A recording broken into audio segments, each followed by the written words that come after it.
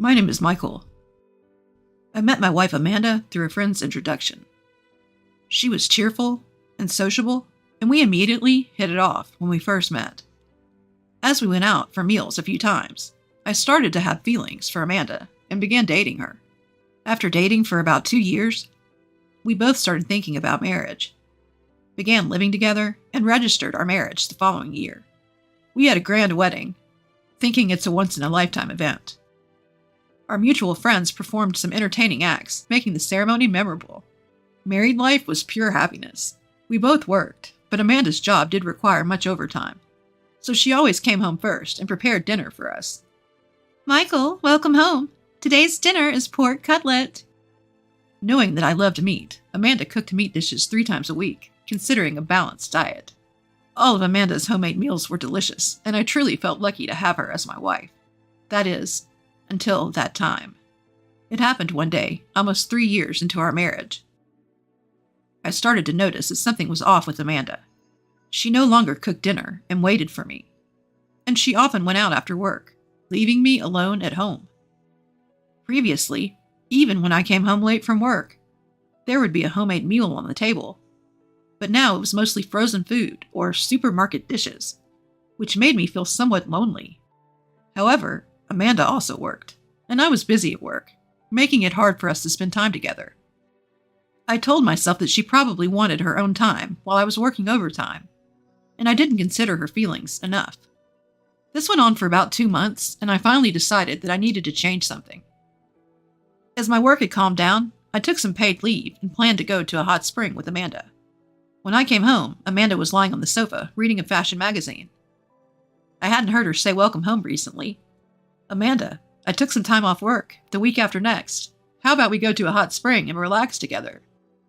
Without taking her eyes off of the magazine, Amanda replied, "No, I don't feel like it."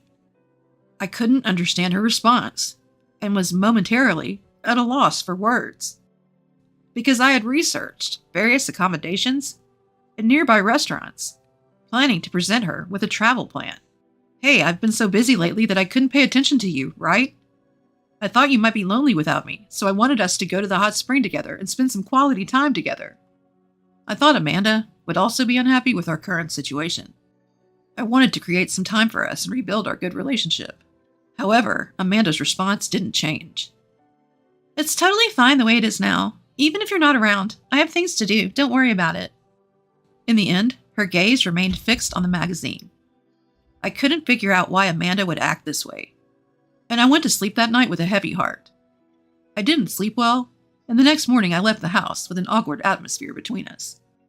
But since I couldn't focus on work, I decided to consult a coworker during lunch break. "Hey, can I talk to you for a bit? It's not really a fight, but I had this thing with my wife yesterday. Could she be cheating on you? I mean, you don't have any other clear reasons, right? I can't think of any other reason for her to suddenly become so cold." Cheating. The word echoed heavily in my mind. I never thought that this could happen to Amanda, but once a third party said that she was cheating, my suspicion grew, and my health started to deteriorate. That day, I couldn't focus on my work and decided to leave early. When I got home, I went straight to the bedroom, took off only my suit jacket without changing into my home clothes, and collapsed onto the bed. There was still some time before Amanda would come home. I decided to sleep until then, and felt a little more at ease in the cool, dimly lit room with my eyes closed. Because I hadn't slept well the night before, I quickly became drowsy and was almost half asleep when I heard the front door close, and the sound of a woman's laughter, and multiple people entering the house. I woke up and listened carefully to the noises. I could tell the voice was Amanda's. At first, I thought she had come home, but when I heard an unfamiliar male voice, my suspicion of her cheating grew. I could hear footsteps approaching the bedroom where I was, and my heart raced rapidly. No!" Amanda said that while opening the bedroom door. She hadn't expected me to be there and looked surprised for a moment, but then spoke in a mocking tone. "Oh, Michael, why are you here?" "I wasn't feeling well, so I left work early and went to bed. Weren't you supposed to be at work, Amanda?" I took a paid day off and went out.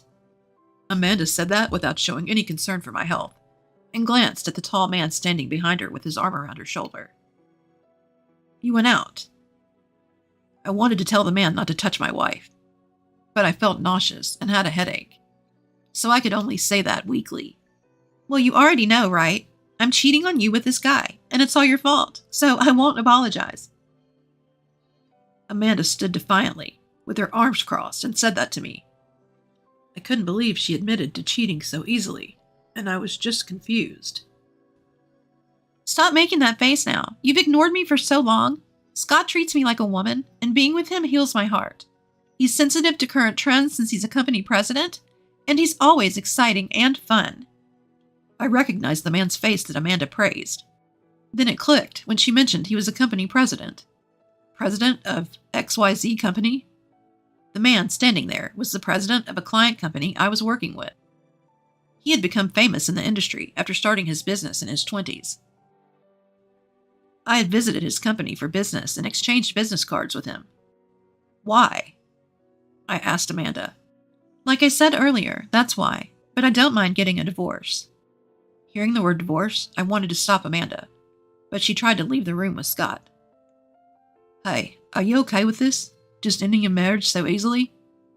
But Amanda said, it doesn't matter anymore, and tried to take him with her. Well, I'll make sure Amanda's happy, so don't worry. Scott flashed a refreshing smile at me and left the room with Amanda. After that, I got a divorce and received alimony, but I became mentally ill and had to take a leave of absence from work for a while. The reason for Amanda cheating was that I prioritized my job and couldn't spend time with her. Amanda started hanging out at bars alone to kill time, where she met Scott. Amanda had a personality that made it easy to get along with people she just met, so it didn't take long for her to get close to Scott. During my time off work, a colleague I had consulted about the cheating before contacted me and told me that Scott's company, which was a client, had withdrawn from New York due to a headquarters relocation. With this, even if I returned to work, there would be no chance of dealing with Scott's company, and I felt a little relieved. Several years passed since those hellish days, and I managed to recover mentally. By a twist of fate, I met a wonderful woman and decided to remarry. I had changed jobs and moved to a rural area, but it was a more comfortable town, with abundant nature compared to the city. My married life was going well, and I was living a peaceful life. But I ended up getting involved in another incident. On a day off, I was out alone, and a police officer called my name and stopped me.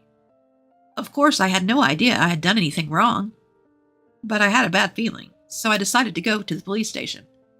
When I arrived at the police station and was taken to a room, there was my ex-wife, Amanda, waiting for me. As soon as Amanda saw my face, she started yelling excitingly. Aha, this guy, officer, this guy, he's the stalker. He's been following me around. It's so creepy. Huh? Stalker? What are you talking about?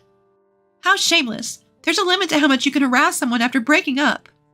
I couldn't digest what Amanda was saying in the situation, so I asked for an explanation. But Amanda just kept accusing me, and I couldn't see the main point of the story. Then a police officer brought in a man. It was Scott.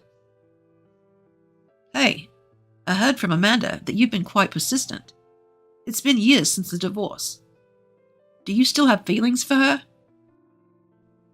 I didn't want to hear that from the person who caused the divorce, but I asked the police officer who brought Scott in to explain the situation. It turned out that Amanda had been stalked by someone for a long time, and she had reported me to the police because the stalker's appearance resembled mine. The police investigated and found out that I had recently moved to this town, so they asked me to come in for an interview. I understand the situation, but Amanda, I didn't know you guys were living in this town. Yeah, right. Who would believe a criminal's excuse? I felt anger welling up at Amanda's dismissive words, but the police officer calmed me down. Is there anyone who can prove your innocence? At the police officer's words, I decided to have someone come to the police station.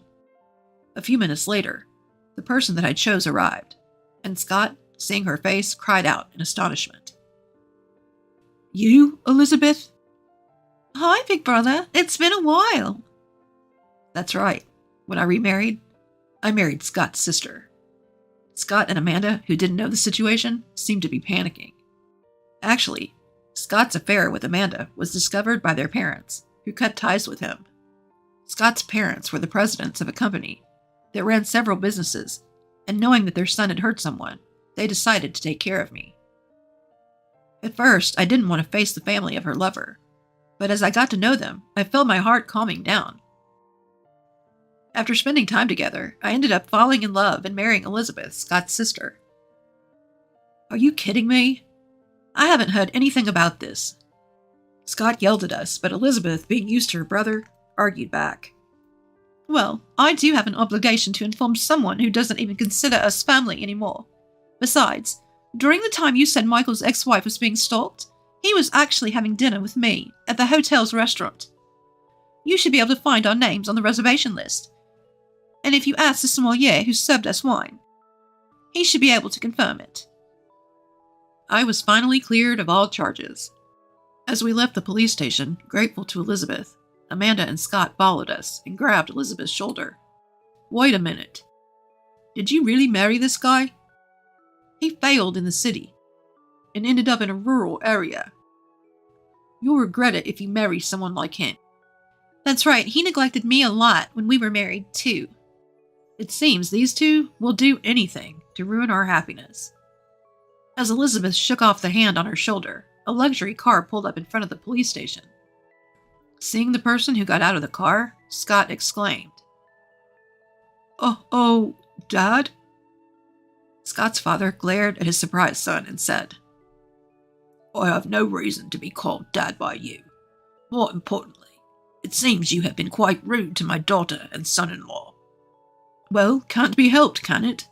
Are you really okay with Elizabeth marrying this loser? What's with your attitude toward the heir to my company? If anyone's a loser, it's you. Your business only succeeded because of good luck, and you've been acting all high and mighty without even understanding proper management. You have no right to badmouth Michael. Yes, I had moved to this town to study as a successor of my father-in-law's business, and had changed jobs to a group company in this town. Defeated, Scott dropped his shoulders, and Amanda desperately tried to talk to him. Hey, what does this mean? You said you'd inherit the company. That's right, Scott's company is doing well, right? If we work hard to grow the company. What? You haven't heard? His company is on the verge of bankruptcy, and considering his excessive spending, he's probably in debt too, isn't he? That's... Scott fell silent, having been hit with the truth by his father. Elizabeth added the final blow. Big brother, you told Michael's ex-wife that you'd definitely make her happy. But it seems you're all talk, aren't you? And to believe that, I wonder how much you lack in judgment. And so, the stalking suspicion against my ex-wife was cleared. After that, Scott's company went bankrupt, and Amanda left him at the same time. On the other hand, I've been released from the curse of Amanda and Scott, and I'm living a happy life with Elizabeth.